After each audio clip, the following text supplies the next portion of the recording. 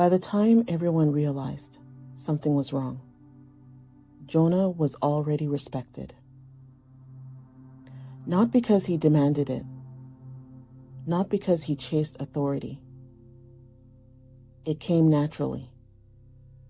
The kind of respect that grows quietly when someone is reliable, consistent, and rarely says the wrong thing. People trusted him, listened when he spoke, followed his lead without question. Meetings felt calmer when Jonah was in the room. Decisions moved faster. Tension dissolved before it had time to harden. He was the one who kept things moving, the fixer, the guy who knew how to smooth things over, keep the peace, make uncomfortable problems disappear before they became inconvenient. And that was the problem. Jonah wasn't afraid of being alone. He was afraid of being the reason things fell apart. Somewhere along the way, he learned that harmony was rewarded, even when it was manufactured. That questioning too much made people uneasy. That slowing things down invited resistance. So when decisions were made that didn't sit right, he didn't object. He adjusted. When shortcuts were taken, he justified them. When people were quietly pushed aside, he told himself it wasn't his place to intervene. Not because he agreed, because he didn't want to disrupt momentum. From the outside, it looked like success. From the inside, it looked like silence.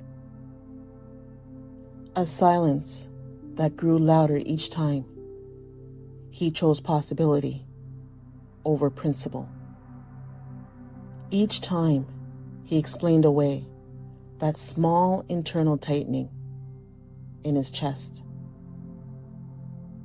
Years later, Jonah was asked to mentor someone new. Young, sharp, idealistic in that way people are before they learn how systems really work. The kind of person who still believed integrity mattered, even when it slowed things down. They reminded Jonah of who he used to be, before the compromises stacked so neatly they looked like progress. One afternoon, they asked Jonah a simple question.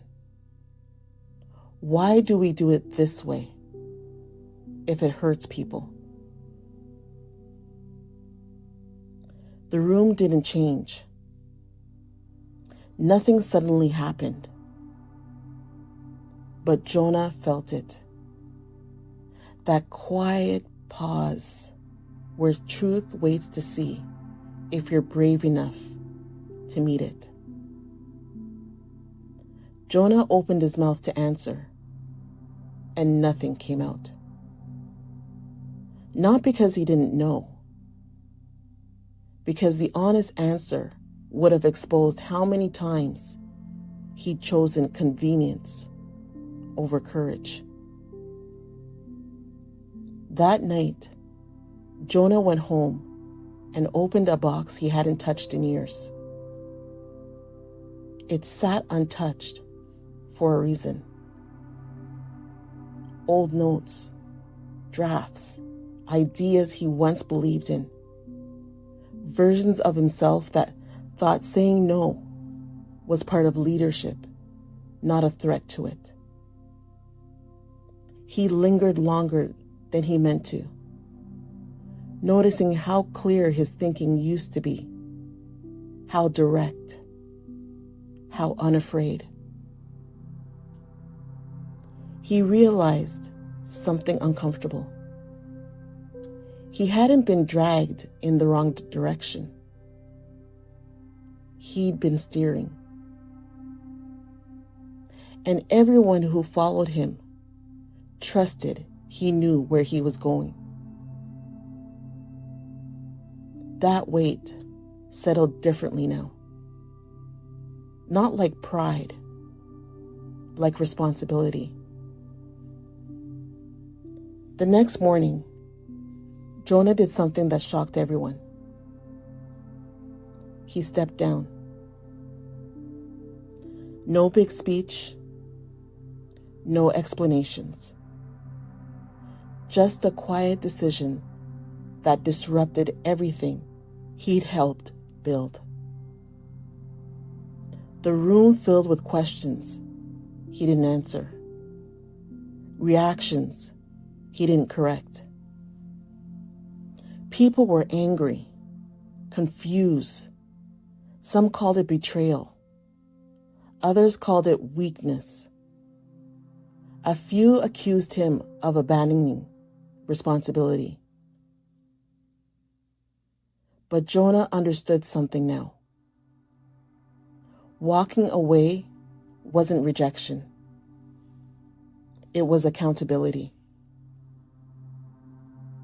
For the first time, he wasn't being praised, respected, or admired. But he was honest. And that honesty cost him status, not self-respect. Self-betrayal doesn't always look like weakness. Sometimes it looks like leadership, stability, being the one everyone relies on. Sometimes it looks like being trusted while quietly abandoning yourself. And that's what makes it dangerous. You can do everything right and still be moving in the wrong direction, especially when people benefit from you staying quiet. Choosing to walk alone isn't always about leaving others behind. Sometimes it's about finally refusing to lead yourself somewhere you don't believe in. Together, let's move from doubt to power, one story at a time.